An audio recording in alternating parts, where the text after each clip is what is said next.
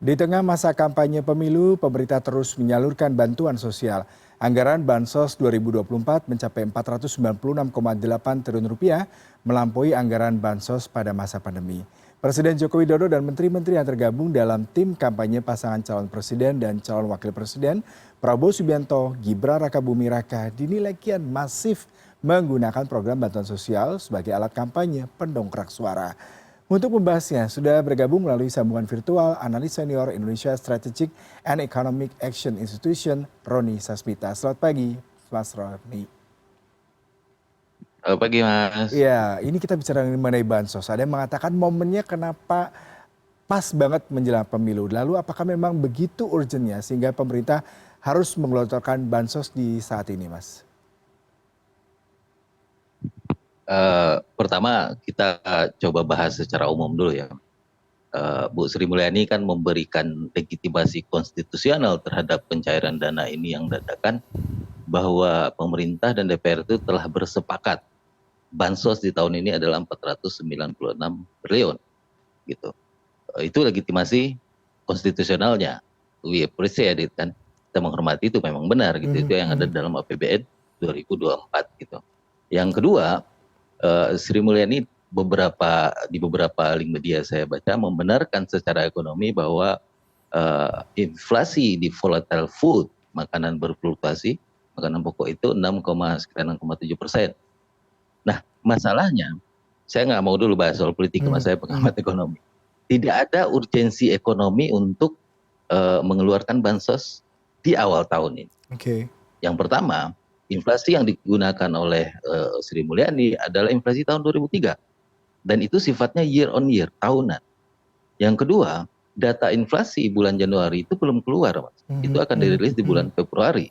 So, we have no real data untuk menjustifikasi ini.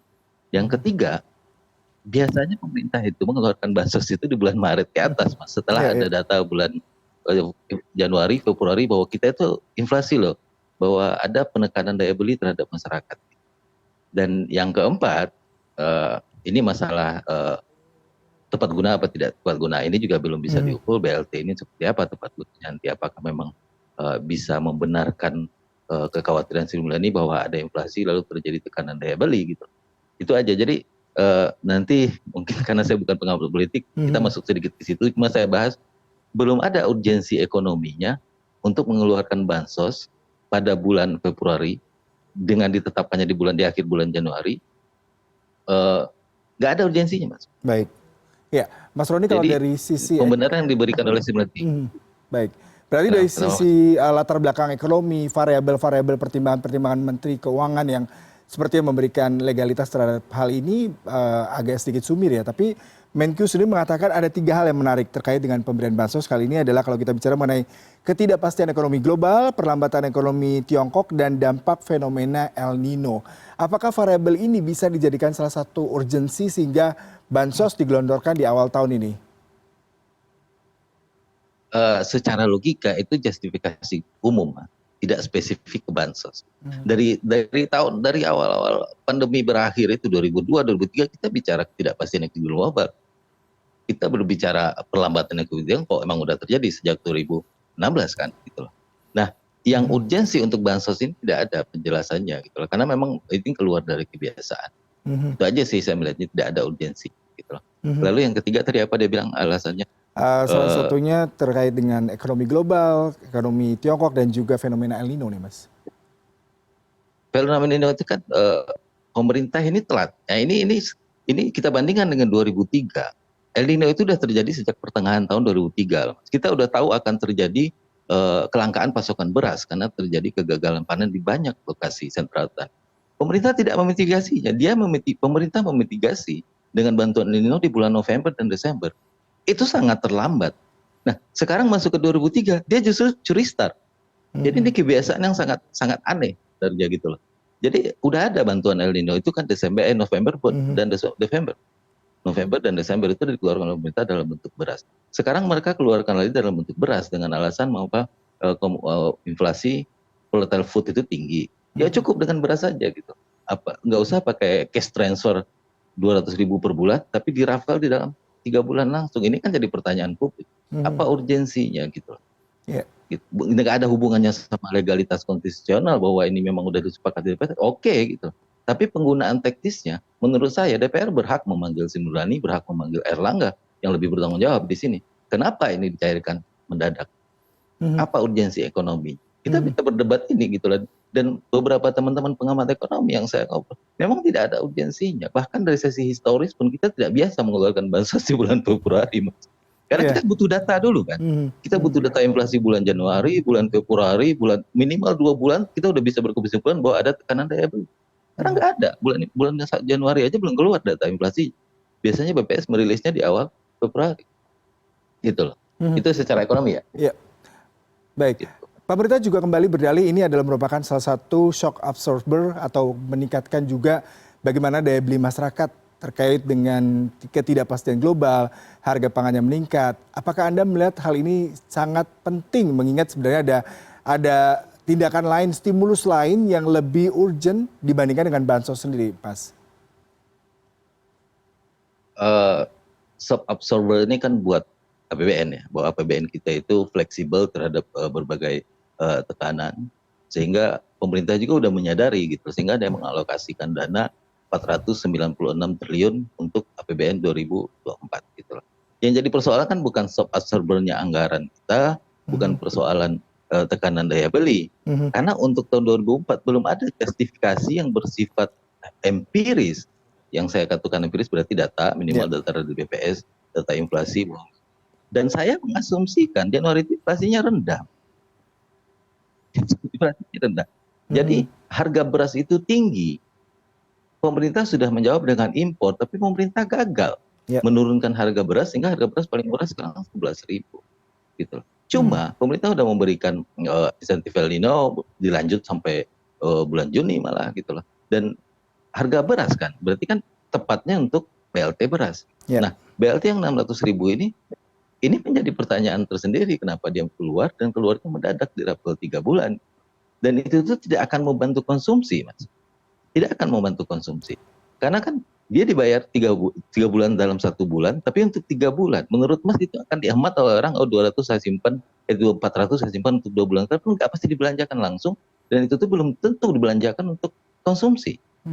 Gitu. Pengalaman di Amerika, itu ada buku yang terbit awal tahun, pertengahan tahun kemarin namanya The Pandemic Paradox gitu loh. How the COVID crisis made American more financially secure.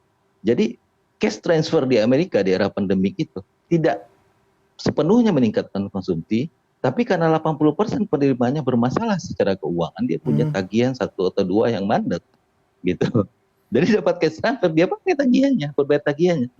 Gitu. Sehingga dia more secure, financially dia more secure, tapi tidak menambah konsumsi, tidak mendorong pertumbuhan ekonomi gitu loh. Baik. Tapi secara personal, secara rumah tangga more secure, karena kan 2 tagihan terlunasi oleh cash transfer ini. Tapi kontribusinya ke ekonomi nyaris tidak ada, karena duitnya dipakai buat bayar tagihan gitu loh Mas. Iya.